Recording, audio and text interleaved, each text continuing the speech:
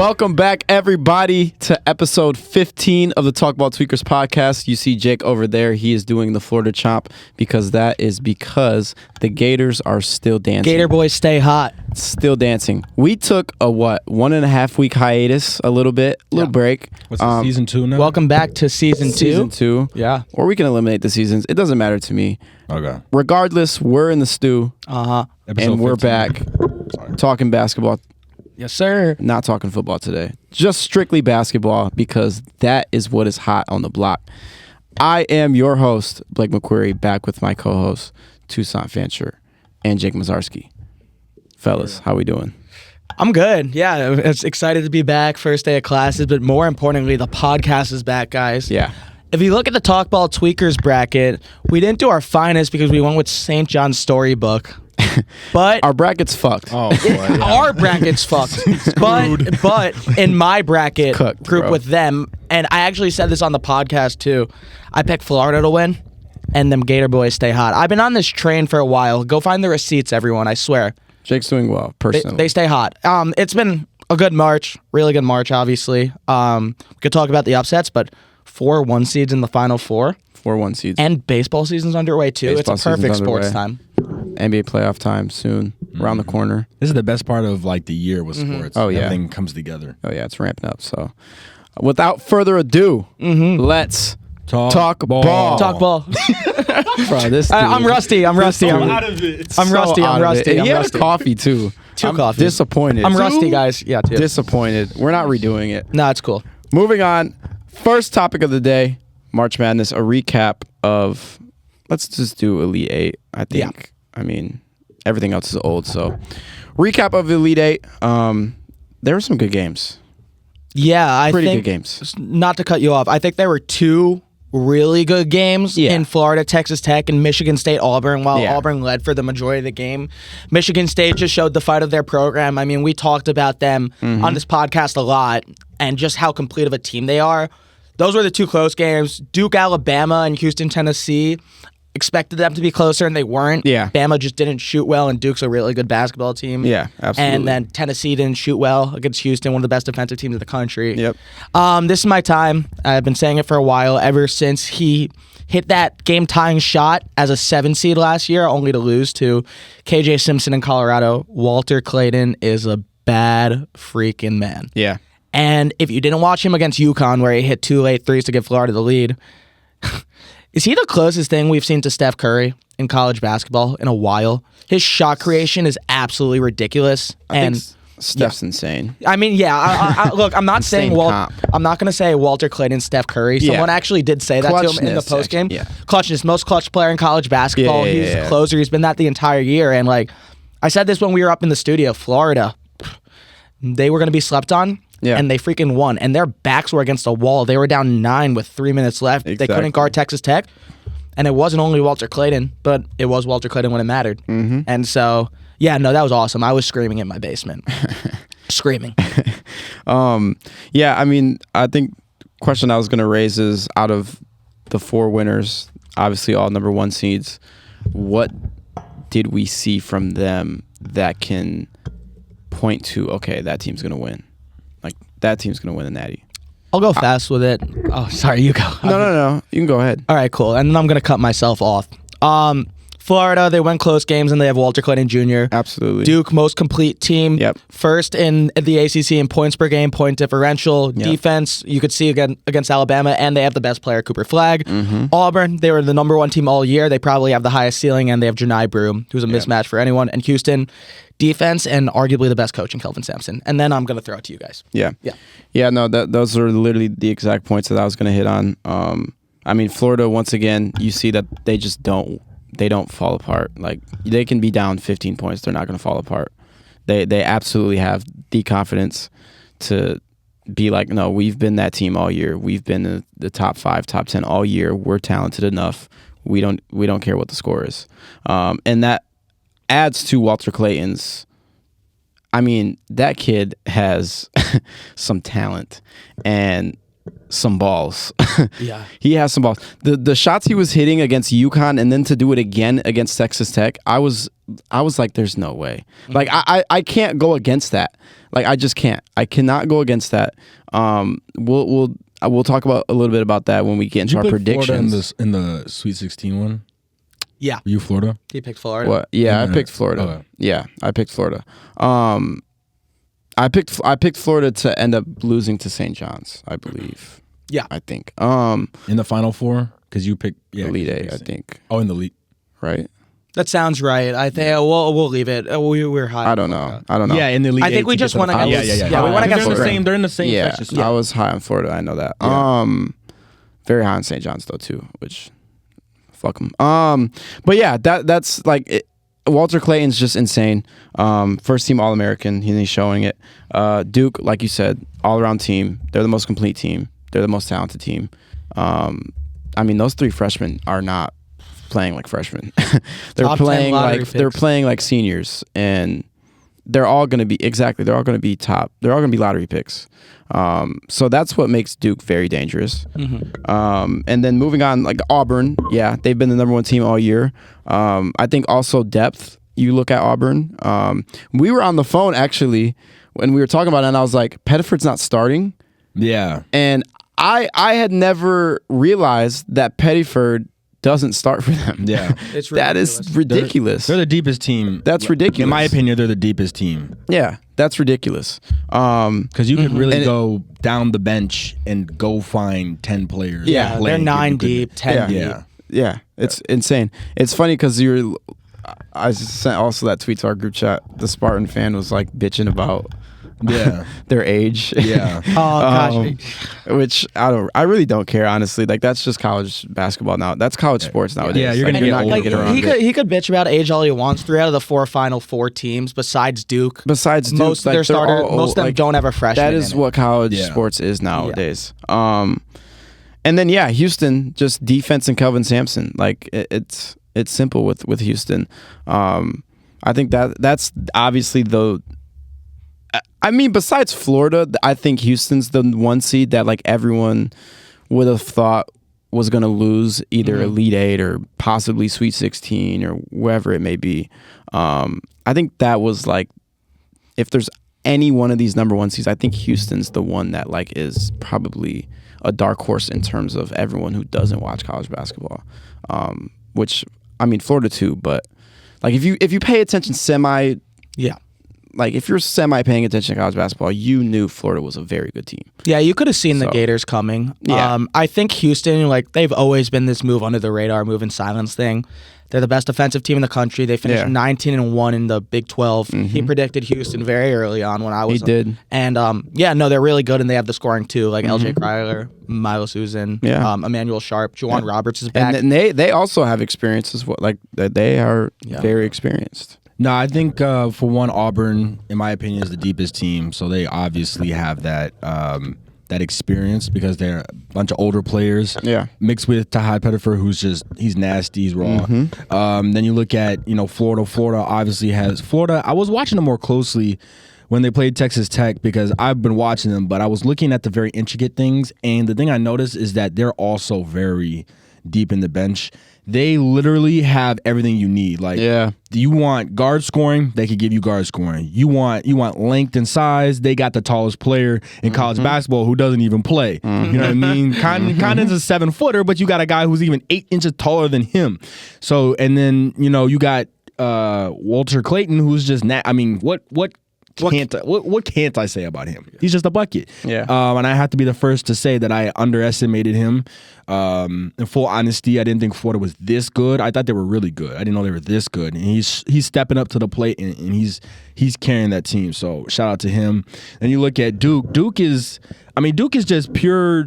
They're like the definition of pure, not talent, but like because they're so young. Yeah. And they've gotten to this point. It's like all the youth doesn't matter. You got the best player in the country in Cooper Flag. You got 3 lottery picks, right, on your team. And then after that, you got guys who are older. You got Gillis from the bench. You got other guys who know what they're doing. Yeah. So anytime you have inexperience, you can fill those gaps. Anytime you need straight buckets, you got young guys who can do that, right? And they all know how to play. I saw a play where it was Con Kneppel, it was Flag, and it was it might have been Proctor, but it was somebody else, and they were running the 3-man weave, and it looked like they had been playing together for years. Like it was perfection. And I was like, that's pure. That's just basketball right there. So that's them. I picked them to win the Sweet 16 bracket. And then Houston obviously gives the most fits to my bracket because they're going up against Duke. Houston, I mean, what can't you say about Houston? They're always here. Kelvin Sampson is a grade A coach, A+ coach. The man knows what he's doing. He recruits the hell out of his team. He goes and gets the best guy. I mean, Milos Uzan came from nowhere, in my view, right? He gets on Houston, and now it's like, oh man, him and LJ Cryer, nasty duo in the backcourt. Yeah. Then you got Roberts, who's a 5th-year senior, and he's healthy. Yeah, right, exactly. Right. I mean, you got guys on that squad that know exactly what they're doing. Houston's also a very deep team because sometimes you see like Tugler comes in and then somebody else comes Terrence in. Arsenault. Yeah. And then you're like, man, this team is real deep. Like they can go far into the bench. And so it's really just there is nothing that sets them apart from each other than the fact of can my best player get a bucket in the time that we have left compared to your best player. So if like Duke goes up against Florida, it's going to be Cooper Flagg versus Walter Clayton. Yeah. Who's getting the buckets down the stretch? Obviously other people are getting buckets. But when it's your time and your number is called, are you going to pull through in the clutchest moment of your life? Yeah. That's the difference in my opinion. Totally. Right? With Houston, I don't know who's taking that final shot, but it really could be any of those 5 guys and you'd be good with it. You know what I mean? Yeah. Same with Auburn. You could have Janai Broome take it or you could have Miles Kelly or Pettifer. Like, it doesn't matter. So that's just how nasty these teams are. But like I said, I just have to say this. John Fanta said this might be one of the greatest Final Fours ever. Oh, it's going to be good. 4 1 seeds. They all are nasty. Like, it's going to be good. Like, you really can't predict all who's going to win it all. Top 10 Ken Pom teams ever. Yeah. Yeah. You just, it's going to be good. You can't predict who's going to win it because any one of these teams could win it. It's going to be. Like, I know that upsets weren't as much as they usually are. Yeah. But it makes for better games. And I think, like, there were a bunch of good storylines from the round of 32 on. Like, I have Jeremy Roach versus Duke. Yeah. Caleb Love versus Duke. If you haven't noticed, Duke's a storyline. Yeah, we'll talk about that. Dude, there's been so many, like St. John's versus Arkansas. Coach John Calipari in his first year making the Sweet 16. There's so many more, and like I understand the upsets weren't as much. Yeah. Shout out Amir Khan. Yeah, I think shout out Amir Khan. Was that the only big upset? That was the only big upset of the first round. Pretty much. Yeah. I mean, Colorado State, Memphis, you could argue. Yeah, 2-12 seeds won. That was the lowest. Drake, Missouri, you could argue, but like they weren't like big. If you watched college basketball, you knew Drake was a very good team. Totally. Yeah, so it's, but yeah, I've been seeing a lot of people kind of complain a little bit about how, you know, I obviously yes, like in terms of upsets and things like that and madness in the March Madness part, yeah, like it might have been an underwhelming round of 64, round of 32, Sweet 16 because those Cinderella stories aren't really there. They weren't there this year. But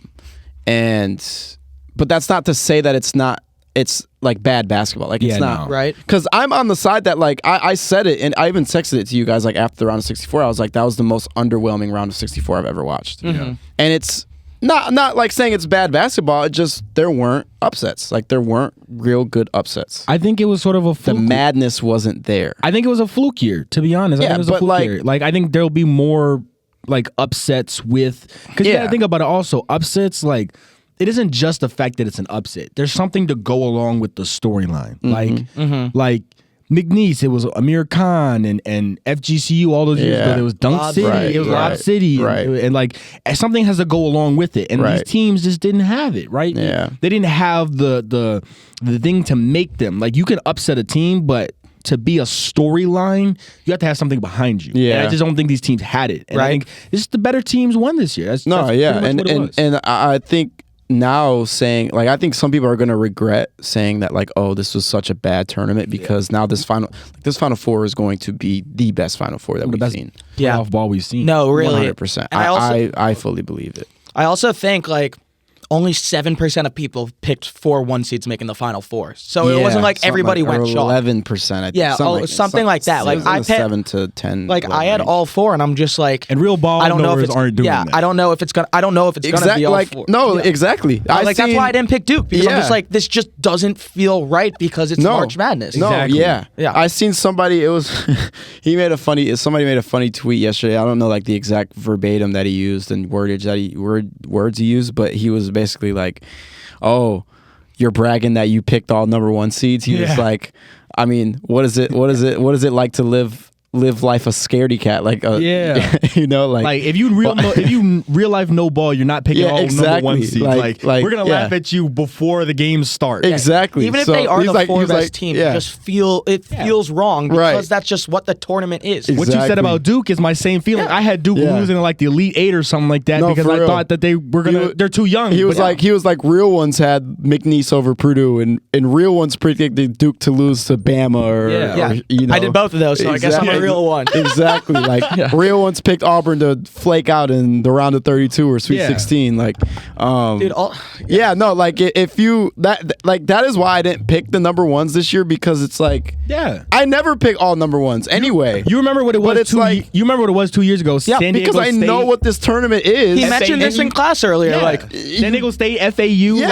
I actually mentioned that. Like, okay, and that's another aspect of like where college sports is heading. We're never gonna see that again. Like, I think people need to realize that and get over it, that like we're never going to see that again. And another interesting point about that is when that happened that year, people were complaining. They were. People were complaining that we were watching 2 5 seeds, a 4 seed, and a 9 seed. Yeah. Exactly. And also UConn was so much better than all those teams too. It exactly. Like it wasn't a competition as much as it is now. We got to find people just need to find a balance here. Like the fans of college, you got to find a balance of like what do you want? People are over dramatic. Like Stephen A. Smith said that college basketball was dead because of it. Yeah, no. And I think you just enjoy college basketball and the tournament, and you leave it at that. Like it's the most unpredictable tournament. It's the most unpredictable thing.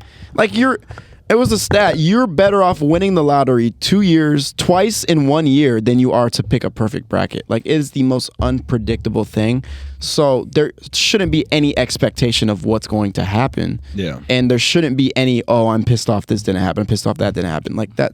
Yeah. And also, people might be mad because there's quote unquote no storyline.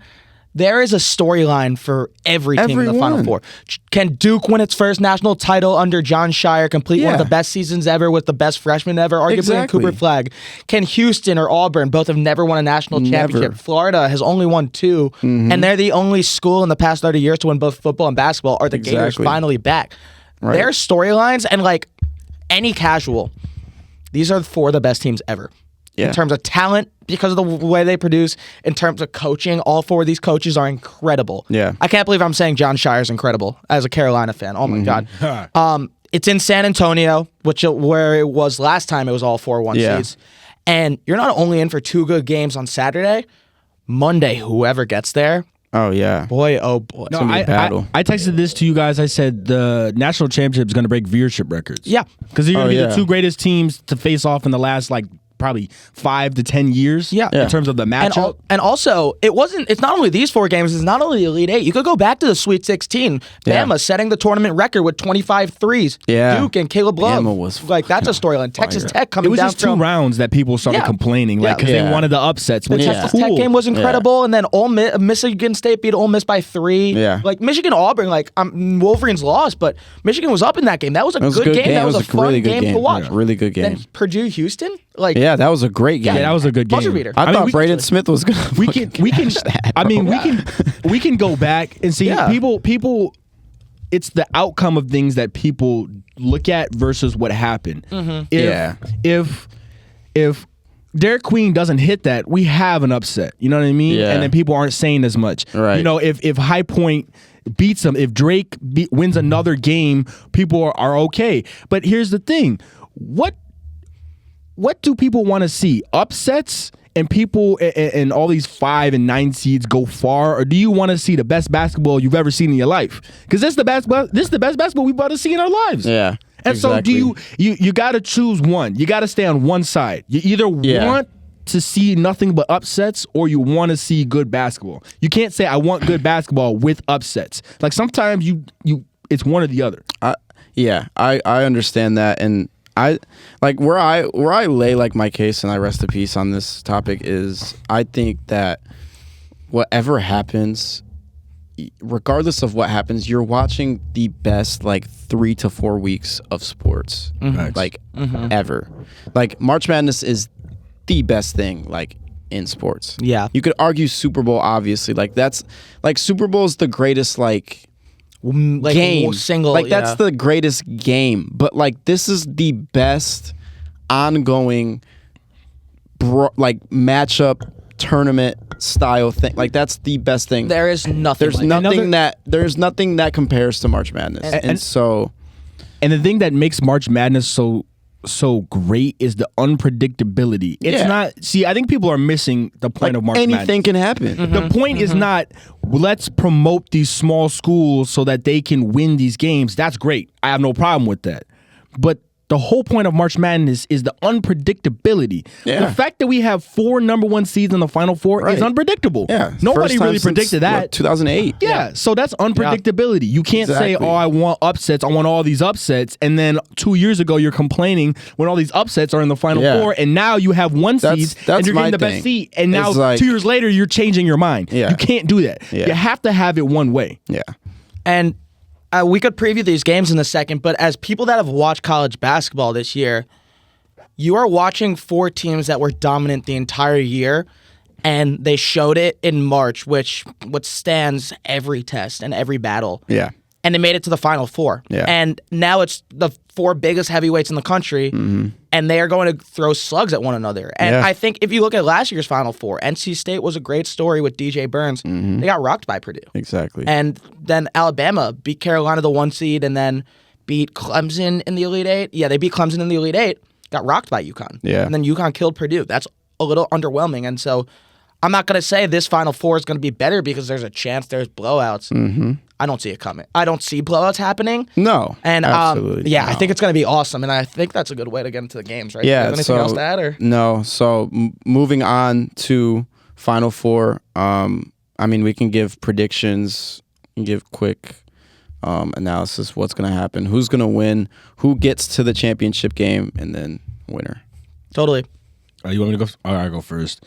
I'll start with Florida, Auburn. As I said, Auburn's real deep, probably the deepest team in my opinion. Yeah. Florida, obviously, they're so nasty. I mean, what can I say about them? Obviously, I'm gonna have to go Florida. I just can't go against what I've seen against them going up against Auburn. I think they also have the size to compete with Auburn because Auburn has some 7-footers, some 6'11", 6'10" guys. Florida has the size. I think Walter Clayton just torches it, and I think they win that. Then I'll go. All right. Then I'll go Duke and Houston. It's really hard to go against Houston because of the experience and the years that they have. Yeah. I think Duke's just nastier. I think Cooper Flag, I think in the Final Four is going to show up and drop 30 plus, 30, 35 points. They really go crazy. I think Konkanepo and Malalache, they're all going to go crazy. So I have Duke. And then for my winner, it's hard to go against Florida. Really hard. But I picked Duke in my Sweet 16 bracket. Simply because I just watched them and they just know how to play. Yeah. From the youth aspect, they're raw. They know how to play with each other. They're trying to get to the next level. They're trying to win a championship. I think their hunger is a little bit more than Houston, than Florida. I know Florida has the hunger, but I think Duke's hunger is a little bit more nasty. I think Shire's like, I need to complete my statement win. Yeah. To put myself up there, be like, I'm taking over for Coach K. This is what I can do. Look at me. So I have Duke. Valid. Oh, and go check out our Sweet 16 brackets on our winners at the IG. Yeah. Auburn, Florida. I'm going to go same pick as you, Florida. I can't go against Walter Clayton Jr., what he's been doing when it really matters in crunch time. It's really inevitable at this point. Like, go up by 15 if you want. Don't think you win the game. Even if there's like 3 minutes left, don't think you won the game. Nope. I think Florida, like you kind of said, like Like, I mean, Florida has the hunger 100%. Like, Florida has the hunger. You see Golden on the sideline, he is electric. Like, his first Final Four as a coach. He is electric on the sideline. So I'm going to go with them. I really think Broom is still like I don't think he wasn't 100% when he walked back on that court. No shot. And I don't think he's going to be 100% by the time Saturday. Yeah, he was lit up for sure. He just one rebound. Just to interrupt Blake for 1 second, I was texting in our chat with Lunga, and we sent the video, and Blake goes like, "Wait, you're telling me he had 3 injuries all at once?" Bro, I was fucking appalled. I was like, wait, timeout. I said, hold on. So they're telling me that he could have dislocated his elbow, sprained his ankle, and also dislocated something in his hyperextended his knee. Triple homicide. And not even Anthony Davis could do that. Like, and I was like, I'm like, what is going on? And then 5 minutes later, he's walking back out on the court like they gave him some heavy. It's like Paul Pierce. Like Paul Pierce, bro. They gave him some heavy shit. Who was the dude in the 70s on the Knicks that came back out? Like, who was that walked out? Like, he wasn't injured though at first. I'm blanking. Professor J.A. showed us in class one day. I forgot who. I'm not a 7. He was on the Knicks? I'm too young for that. Yeah.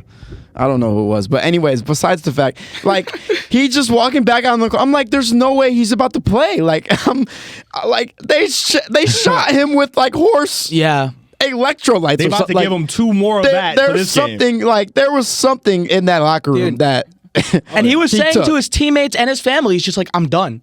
He was walking up the court like, I'm done. Yeah. I don't understand. They shoot him up and he comes back, grabs the one-handed rebound. I just don't understand how that works. And the thing is, like, I also think is when I seen him walk back out on the court, that elbow, he kept that thing straight like the whole time. Like, he was not moving that thing at all. Like, he was running like he's hurt. Like, he was hurt. So, like, he's not going to be 100%. He's probably in an ice bath as we speak. Oh, he is getting, like, straight treatment this week. Like, he's probably treatment. It's treatment more than practice. Yeah, they're ordering the drugs right now. Like, he's probably spending an hour and 30 on the court, and, like, the rest of his time is treatment. So, yeah, I don't think Broom is fully healthy for that game.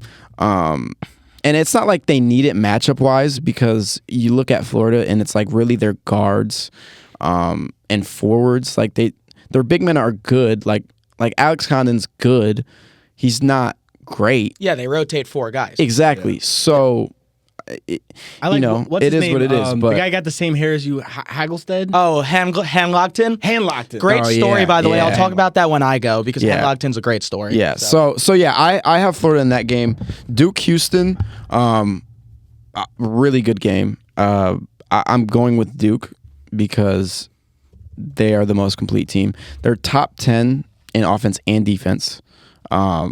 Houston's the number 1 defensive team in the country. Yes, sir. But it's just not like a bigger, chubbier Jake. That is Jake. Oh, yeah, that's like a taller, chubbier version. Show the camera. Yeah. So that's Micah Hanlockton. He rotates for Florida, probably gets 12 minutes a game.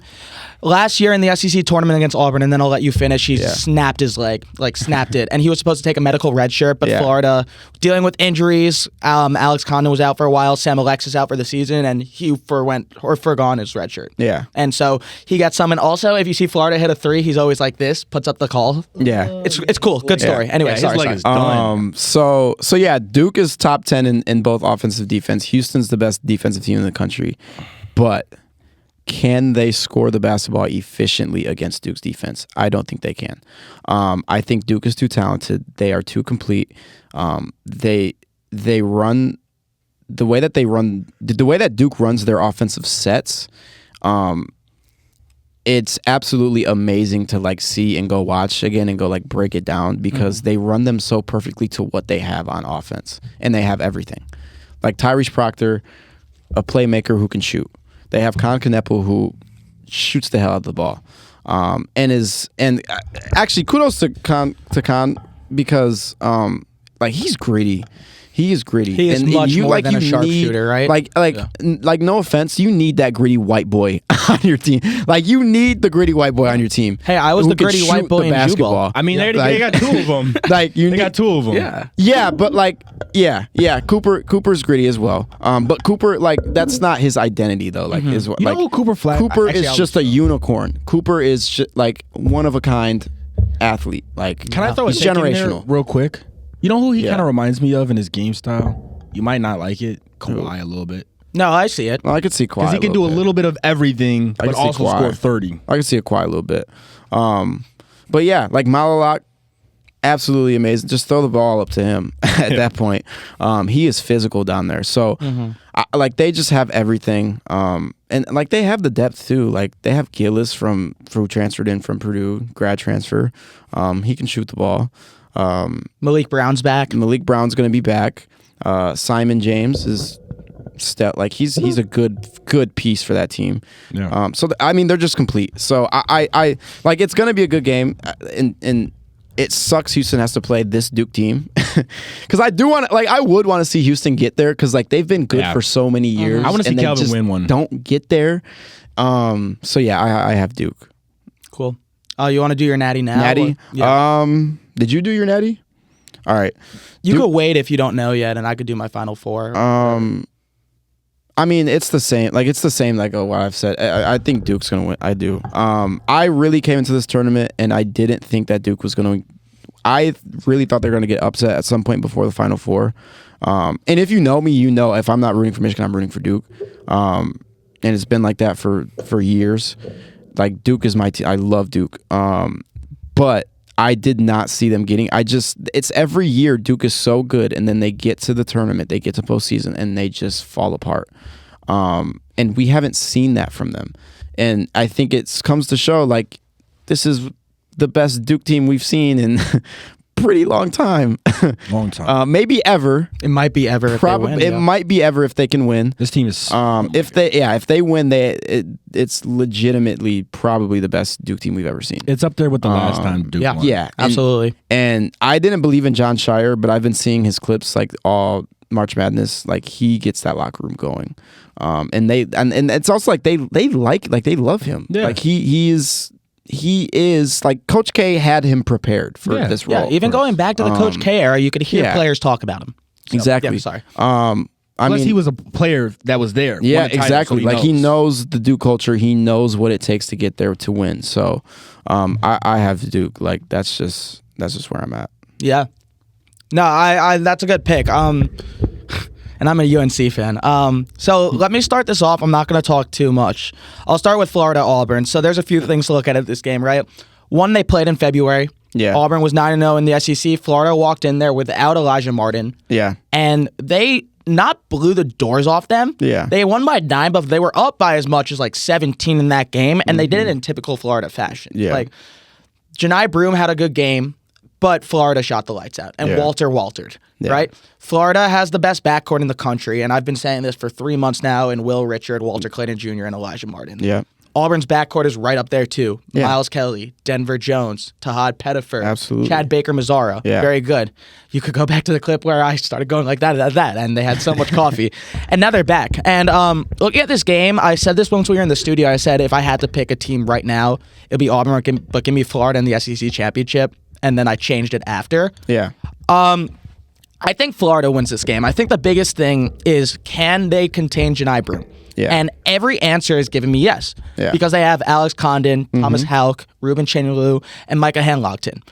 And every game that Florida is close, they have won. Mm-hmm. Going back to December 17th against North Carolina, when North Carolina stormed back, Florida came back and won. They beat number 1 Tennessee at home. They beat Auburn at Auburn. They beat Alabama at Alabama. They blew the doors off Alabama in the SEC tournament, and they pretty much blew the doors off Tennessee. I know it was a one-score game. Alabama. Then, college basketball is so mental, and you're facing the 2-time defending champions and the best coach in the sport in Dan Hurley. I don't care what you say. And you're losing for the majority of that half, and you win. And then against Texas Tech, you're down 9 with 3 minutes left, and you do that. I've been on the Florida train for so long, and so have you. I looked at some episodes, and you said, I like them Gators. Yeah. So, yeah, I like them Gators. Auburn's really good. Chomp in that game. Yeah. And number 2, I can't believe I'm saying this. I can't believe this is about to come out of my mouth. Yeah. Duke is likable. Duke, for the first time in my life, is literally likable. We have a Tar Heel fan. I There don't we go. I don't only enjoy watching them playing basketball. I enjoy them being with one another. I enjoy seeing their behind the scenes stuff. Yeah. Kaman Maluak, seeing him name the actors in MSG and the people that played, hilarious. I see stuff with Cooper Flagg's really likable. Yeah. This is not His the Duke commercials team. are the Incredible. The The bingo bingo one? commercial is funny. Incredible. Duke is so likable. And John Shire is so likable too. John Shire, you see him talk about basketball, you see how much he cares, and that's obvious because any basketball coach cares a lot. Yeah. They are so likable. And they don't have a guy like a Grayson Allen or a Kyle Filipowski who's going to trip you. Yeah. They are so enjoyable, and they have the experience, they have the talent, and Cooper Flagg will never get enough love. He is one of the best freshmen to ever play. 100%. I fully believe that. And if he wins, he's 100%. going to go into the College Basketball Hall of Fame. He should. 100%. No doubt. And then there's Houston. Kelvin Sampson. Last time they made the Final Four, they got blown out by Baylor. Yeah. Baylor kicked the doors off them. I was a freshman at the University of Michigan at the time. They've been so good this year. 58.5 points allowed per game. Contained Tennessee. Pretty much blew out almost every team not named Purdue. Yeah. And now they're facing one of the highest scoring offenses in Duke. Duke is so likable. And I'm never going to root for them. But they're the better basketball team. Yeah. But it doesn't matter. It does not matter. Oh, Lord. Houston has a full week to prepare for Lord. Duke. Duke not showed signs of weaknesses, but there are some periods where they can't score. Some very small. Houston, I'm not going to say they can score with Duke, but they have scores. Yeah. LJ Cryer, Emmanuel Sharp, Milo Susan, they all shoot over 40% from behind the arc. Juwan Roberts is a perfect matchup for Kuma Maluak inside. They have Terrence Arson now. They have Malik Wilson. They have Joseph Tugler. And they have Kelvin Sampson. This game is in Texas. Houston crowd, you better show up because I know Duke will, because Duke has one of the biggest fan bases in America. And I am going with the Houston Cougars to beat Duke. Wow. Give me Houston over Duke. So the Tar Heel praises them for a little bit, gives them their flowers. Give Duke their praise. And just says, fuck that. Fuck that. Houston is a really good basketball team, and I really think this is a toss-up, and I'm following my heart a little, not rooting for Duke, saying I hate Duke, I'm not going to pick them. Houston's so good. And there's a reason reason why they went 34-4 in the first 2 years in the Big 12. That's why they're so good. Yeah, not a bad pick. At the end of the day, Shire. At the end of the day, Shire cannot get out coached by Sampson. No. He cannot allow that to happen, or else they're. Of course not. Done. And they can't really afford to fall. That's a big factor. Yeah, they can't really afford to fall multiple possessions behind. Yeah. If this becomes a double-digit game for Houston, which I don't know if it will, then they're in trouble, and Duke's in trouble because they're also the younger team, and I don't want to call it inexperience, but Houston, these guys all older. So that's it. LJ Cryer, 6th year, Juwan Roberts, and they all want it. Everybody wants it, though that's not fair. And then Natty really fast. Look, I could dive into this game, and I think we'll do it once it comes. One more thing I'll say before I pick it. We're going to do a team preview every day. Find it on Reels and TikTok. Look, I'm sticking with my pick. Florida has the best resume in the country, the best guard trio in the country, one of the best coaches in the country. And the Gators are officially back. Yeah. And I think they show that by first beating Auburn and then beating Houston or Duke. 100%. I think regardless of who's there against Florida, if Florida makes it to the national championship, go Gators. Yeah. Go Gators. And I'll probably be wearing my Florida merch because I do have some. So, All right. Well, moving on. Favorite subject, topic, segment, tweaker of the week. There's been a lot going on since we've been gone, so there's some tweakers out there that we think you guys would like. So, Jake, you can start us off with your tweaker of the week. Maryland has not won a national championship since 2002, and people were so high on the Crab Five, and rightfully so. I was not, and they proved me wrong week 1. Derek Queen, incredible. Jacoby Gillespie, very good. Rodney Rice, they're both transferring, by the way. Queen's going to the draft. And you're playing a number 1 seed in Florida, and you have a chance to win because you're top 12 in both defensive and offensive efficiency, but your coach is talking about your NIL resources and letting the Villanova talk come in. When you're about to play a team that's so disciplined and so good and doesn't miss the ball and plays defense, Kevin Willard, you were outclassed for 40 minutes, and that is your Maryland legacy. That is your Maryland legacy. They're so much better off with Buzz Williams than you. Yeah. So much. And you got booed on your way out to the Sweet 16 by Maryland fans, and rightfully so, because you handled this so poorly. Look at what Will Wade did. He acknowledged it and said, I'm invested in this team. Kevin Willard, I don't know what I'm doing. Mm-hmm. Yeah, kind of like the entire Maryland fan base. But Buzz Williams will be good. Kevin Willard, I don't know what he's going to be at Villanova, but I'm really mad about that. Then again, like I was rooting furiously for Florida, obviously, in this game, but I just think that was such a terrible way to go about it, and Maryland fans have every right to be upset. I'm not saying if Willard was invested, they'd win. Like, I still think Florida would smoke them. Yeah. But this, like, why all these distractions when you have the biggest game of the season, it just ticks me off, and I'm sure it ticked you guys off, too. Oh, yeah. 100%. Toussaint. It was hard because I wanted to go in another direction with this, but I'm going to go with RJ Lewis as tweaker of the week. I needed like 5 minutes on this segment because I picked St. John's and they didn't even decide to show up. For those who don't know, they went 21 of 75 from the field, which is 28%. They shot 2 of 22 when they lost to Arkansas, and you guys we weren't filming because that was when we were on break, so I had to go in on this. They were my pick to win a national championship. Why?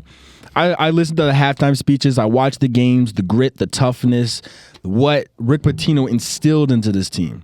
They couldn't hit a parked car if it was blinking and sitting right in front of them. They couldn't hit it.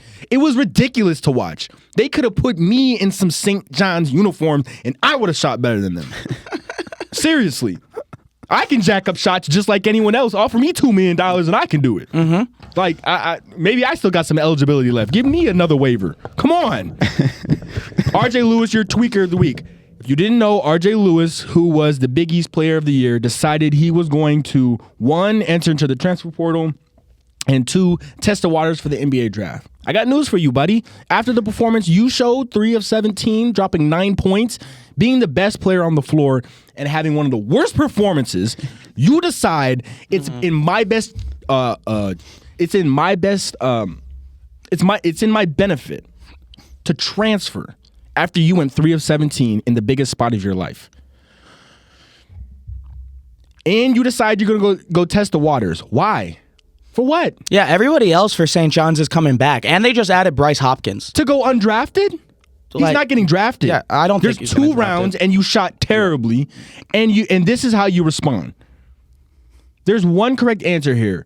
You stop, take your name out of the transfer portal, come back, because you know there's nowhere. Where else are you going to go? What's better? Like, maybe if you transfer to Duke, but even then, it's like the storyline is going to follow you. You were terrible in the biggest spot. You decided to leave, or if you go to the league, you're going to be in the G League. You're not going to start for a team. You're not getting minutes after that. Like, I watched Dante DiVincenzo drop 30 on Michigan in a national championship and get a first-round pick because of it. You shot awfully. There's 2 rounds, buddy. There's 2 rounds. If you think that you're getting selected off that, you're not. You're tweaker of the week. Mm-hmm. All right? You come back, right? You play another year. You try and win another player of the year, and you go from there. But you don't transfer schools. Where are you going to go? Where are you going to go? Right? Come on. Stop. Yeah. You got to get off social media. Stop listening to the critics. Come back another year. Work on your game. And come back. And when you get to March Madness next year, you show them differently. And then guess what? Then you hop in the draft, and they see that you're all this. And guess what? Your stock rises. But RJ Lewis, you're tweaker of the week. Also, St. John's, you're also tweaker of the week. I just got to say this real quickly. Mm-hmm. I don't think anybody on St. John's knows how to play basketball because James Adu had 4 fouls at like the 10-minute mark or something like that, and they decided not to give the ball to the guy who had 23 points. Yeah, especially they were feeding Zuby Ejiofor had 23, and you decided, no, let's keep shooting the ball with Aaron Scott. Let's keep jacking up shots because my name's RJ Lewis. Give the ball to the hot hand. It's not rocket science. You give the ball to the guy who has the only 20-point performance on your team. It's not rocket science. The guy who has 4 fouls, you attack that. You don't keep jacking up random shots. They were down 6 with, I think, a minute and a half left to go. Mm-hmm. I saw Aaron Scott and Davion Smith jack up 3 threes consecutively. Yeah, that Davon Shot Smith was horrible. It was terrible. It was terrible. I mean, you're down 6 and you're jacking up threes. Go to the rim. Get the and one. What are we doing? You can't shoot. So why do you? Oh, I can't shoot. So let me keep shooting. And that was always going to be their pitfall. Not to jump in for a second, it was always going to be, would they be able to shoot the ball well enough? Yeah. Clearly it was no. The one more thing I'll say on RJ Lewis, and then I'll let you finish. St. John's had the perfect opportunity for a revenge tour. Like, they were losing Kadari Richmond, but everybody else was slated to come back, and they got transfers. And that could have been really cool for. I'm a New Yorker, so that would have been awesome. But just for college basketball and for a program that hasn't won the Big East in 25 years, and they were dominant every game this year, they literally didn't lose by one possession. And RJ choosing to leave, it's definitely interesting. The one more thing I'll say, he didn't deserve all the hate he got on Instagram. No. He had a bad game, and I'll never understand people that send death threats. Yeah, but he shouldn't listen to him and decide, I'm going to hop on a transfer portal because people are sending me death threats. No, that's a part of the game. When athletes talk about this and they're like, I get death threats. Yeah, because you suck. You sucked in the game. No, I don't condone death threats whatsoever. Never do. But you got to have the mental wherewithal to say, man, I shot 3 of 17 and scored 9 points. Why do you think people are mad? Now, going to the extreme and sending death threats? Absolutely not. But come on. Yeah. Like, this is not rocket science, all right? And it's not even the fact that they just missed shots. I saw Kadari Richmond miss like 10 layups. The man had 5 points. Yep. And he kept fouling every time he missed the layup. He missed the layup, he going to foul 90 feet away. Exactly. Are you slow? The worst foul is 90 feet from the basket. That's the worst foul. Yep. And you got to make the layups. You got to. I don't care who you are. 16 minutes, and he's their second best player. And you can't miss layups. I understand if the 3 isn't falling, you have to attack the rim. I understand if layups aren't even falling. You go to the guy who has 23 points. Zubi Ejiofor was the guy in that game, and you went away from him. That's on Rick Pitino. That's on the head coach. That's on the coaching staff. I mean, somebody had to pick up. They kept screaming at St. John's. Adu has 4 fouls. And I was looking at the broadcast like, yeah, I wonder if this team who has a Hall of Fame coach is going to attack the guy with 4 fouls. And they never did. So I don't know what was going on. They decided they couldn't shoot. And beyond that, they decided they had bricks for brains. So I'm going to hand it off to you. It's disgusting. It just sold my whole bracket. It's just nasty. We're clipping this. That definitely deserves a clip. Oh, my gosh. Do better. I can't top that one off, but I'm going to go ahead and just say a broad tweaker of the week is the Michigan State Spartans fan base. So I'm from Michigan, and I'm a Wolverine. The correct team to root for if you are from Michigan, because Michigan was there first. And then little brother copied. That's besides the fact, though. The fact is that Michigan State Spartans fan base had their heads held so high after they beat Ole Miss in basketball that they thought that they were going to go and run up the score on Auburn. And that is not. And Auburn came and just smacked them in the mouth. And I loved every second of it. I loved it. I loved every second of it. And I am, I really am, what do they call it? A shit talker. I am. Yeah. I really am. I will say I was giving my fair share of sense to my Spartan friends when Michigan would win these past couple of weeks. Obviously, they would retaliate back, do that, this, that, and the third. Trey Donaldson's in the transfer portal? Yeah. But. My bad. No, that's fair. That sucks. But I had my best friend, Shamar, who I know you're watching, text me and said, got the job done Friday night.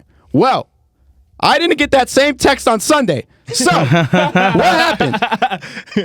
Huh? What happened? What happened? And then I have another one of my friends, Nate Brown, I know you're watching, says, yeah, B word, Friday night. What happened? I didn't get that text on Sunday. What happened? I was expecting you to call me B word and then some more. So what happened? Yeah. You kissed your mother with that mouth, by the way. So yeah, he said. And then what happened? What happened? And then I really think that MSU Chicks. There's an account on Instagram called MSU Chicks, right? MSU chicks. I think it's ran by girls or whatever. I don't know. There's one for every school. It came across my timeline. That's nutty. On my Explore page. Yeah. Before they played Ole Miss, they put this picture out.